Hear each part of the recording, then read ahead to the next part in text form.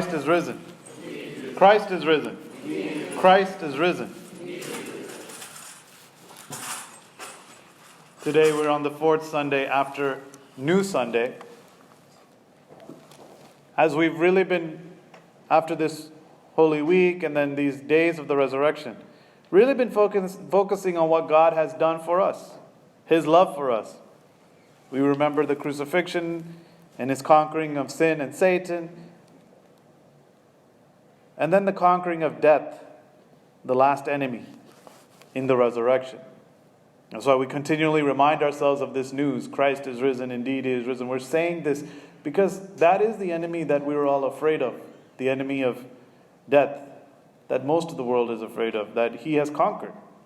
And we have to ask ourselves, why has He done all this for us? And we remember that from the time we were created, God has been seeking a relationship with us. He created us to be in communion with Him. That's the reason we're here. That's the reason all of mankind is here. God has initiated this plan of salvation, but we have to cooperate. We have to respond. Relationships, we understand this. It's a two-way street. You can't just be friends with anybody you want to. They have to agree. They have to want to be your friend. They have to want to make the efforts. You know this. You schedule a time to talk. You schedule a time to get together, to meet. They're there for us in our time of need. And at the same time, we're expected to be there for them in their time of need. We go out to dinner, maybe they get the check this time. Next time, we'll get the check. Whatever it may be, right? Like, there's a sense of give and take in our relationships. Who initiated this time? And then if somebody called me this week, I'll maybe want to call them back next week, see how they're doing. And when this doesn't happen, it puts a strain on relationships. If we're the ones always making the call to the other person, but the other person never calls us back or initiates any contact. If we're the one that's always looking to meet and scheduling to meet, if we're the ones that's always dropping what we do to go help, but the other people, whoever they may be, that are considered our friends, don't do that. In other words, if we do all the heavy lifting in a relationship, it can be very exhausting. If we feel like we're making the time, we're making the effort, and the other person isn't, and no matter whether that be in family, whether that be friends, whatever it is, it's a very strained and difficult relationship to have. So with that understanding, if we can understand that God is wanting a relationship with us, that can help us to understand this passage from St. Luke, chapter 9. And there's so much there, but I just want to talk about that. You see here, there's three people that come to Jesus, that interact with Jesus, wanting to serve and follow Him, wanting to be with Him. And there's three different ones, but I just want to focus on the first one for the sake of time. Verse 57, chapter 9, verse 57. Now it happened as they journeyed on the road that someone said to Him, Lord, I will follow you wherever you go. First of all, we have to notice, Jesus doesn't even call this person. He just comes up to him and says, Lord, I'll follow you wherever you go. There's a lot of enthusiasm, a lot of haste. He just, it just comes to him and says, I'm with you, wherever you want to go. But it's interesting, Jesus doesn't even take the offer. He says, foxes have holes, birds of the air have nests, but the Son of Man has nowhere to lay His head. Jesus is able to see past the words to our heart. And that's what happened here. He looked at this man's heart and he said he could see where there were intentions. He had a lot of energy. He's saying the right things. He reminds us of Peter, if you think about it. Peter was like this. When Jesus was foreshadowing His death and the suffering that He was going to go to. And He said, He foreshadows, He prophesies to the apostles about this and says, you all will desert me. You all will abandon me because of all that's going to happen. For it is written, I will strike the shepherd and the sheep of the flock will be scattered. But after I am raised up, I will go ahead of you to Galilee. And then, when Peter hears this, he says, though everybody else may leave you, I will never desert you. That's what he says. Everybody else maybe, but I won't, Jesus. He's so passionate. And that's where Jesus tells him the famous line, I tell you, before this night, before the rooster crows in the morning, you will have denied me 3 times. And Peter still insisted, even though I must die with you, I will not deny you. Right? His words are right. But Jesus was knowing the struggle in his heart. And here he sees this man who says, Lord, I will follow you wherever you go. And Jesus says to him, something you would think is unrelated, foxes have holes, birds of the air have nests, but the Son of Man has nowhere to lay his head. And when we read into this and we see, Jesus is able to see our motives. And this man, the Father is right, said that he was following Jesus with the hopes of worldly comfort. The advantages of following Jesus, the crowd being there, all the hospitality that may come. It's a means to peace, a means to rest. Maybe there was money involved in it, food and shelter, all of these things. And Jesus really is not saying no. He's just setting his expectations straight. And he's just setting his expectations straight. And saying, look, foxes even have a hole to rest. Birds have nests. I have nowhere to lay my head. In other words, don't expect it to be easy. And he does that out of his love. He's not doing that out of anything other than his love. Some example I can give you, I was thinking about this. There are a lot of people who have come from America and go to India to get married. And I've heard this story that people tell me when they do the meeting. When they do the meeting with the person from America and then the person who's from India looking to get married and come over. And the person, let's say it's a girl from here going there to get married, and the guy may be very excited to come to America, right? There may be a sense of excitement because, and I don't know if this is the case now, but definitely there was a time where in India people would look at America as this dream land, this promised land. I mean, maybe much like our parents did in the 70s, right? This land of opportunity, this land of plenty. And so what one lady told me that she did is, she after all the formal introduction, she took him aside and she said, look, I don't know what you thought about what America is, but it's really hard. It's very difficult. It requires a lot of work. It's expensive to live there, like in terms of just, you have to work a full-time job. There are no servants.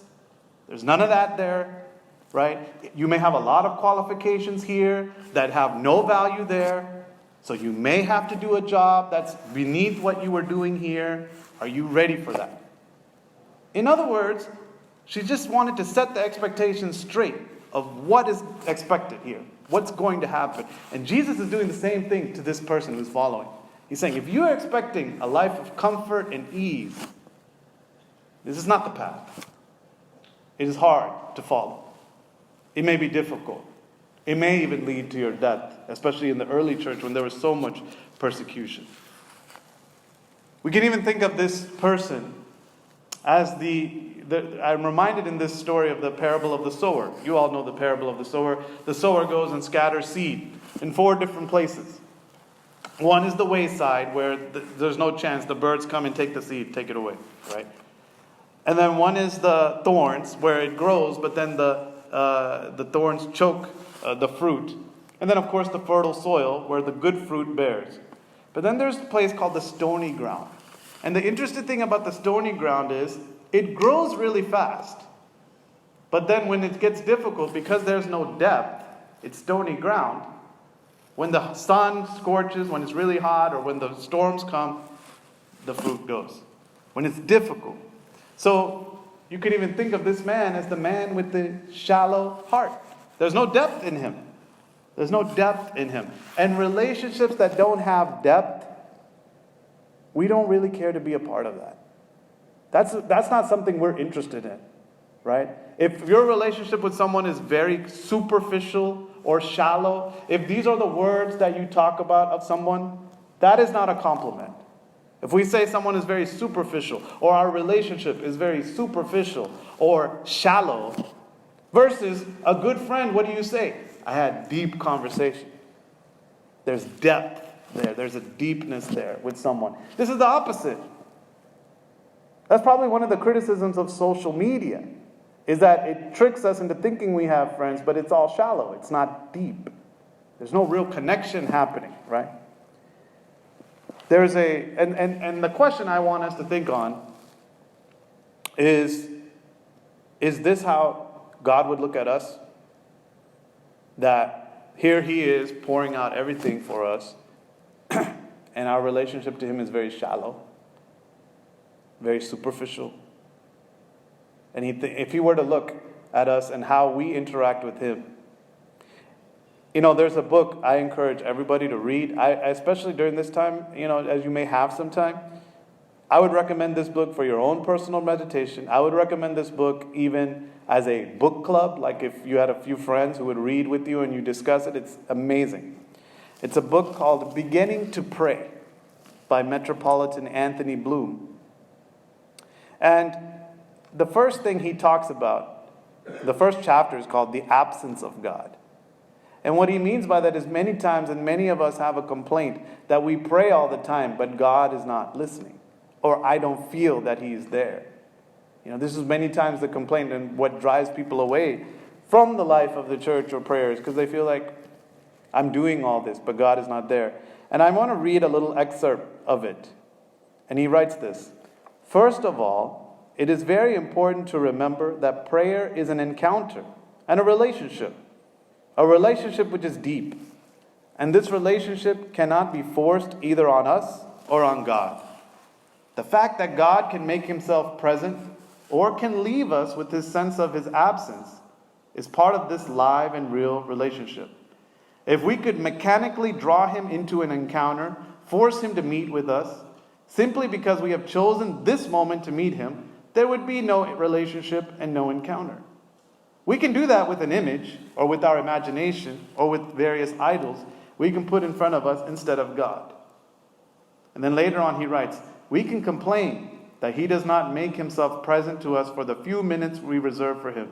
But what about the 23 and a half hours during the day, which God may be knocking at our door and we answer and say, I am busy, I'm sorry.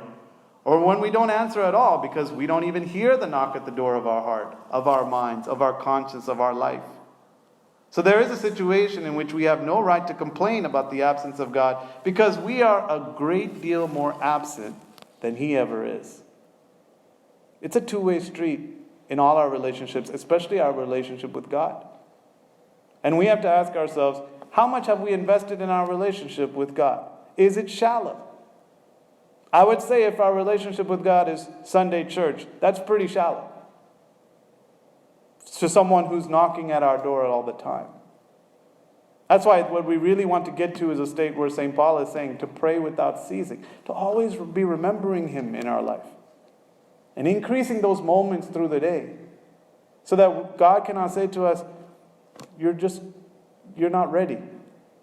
I don't think God ever wants to reject us, but He will say, you're not coming correctly.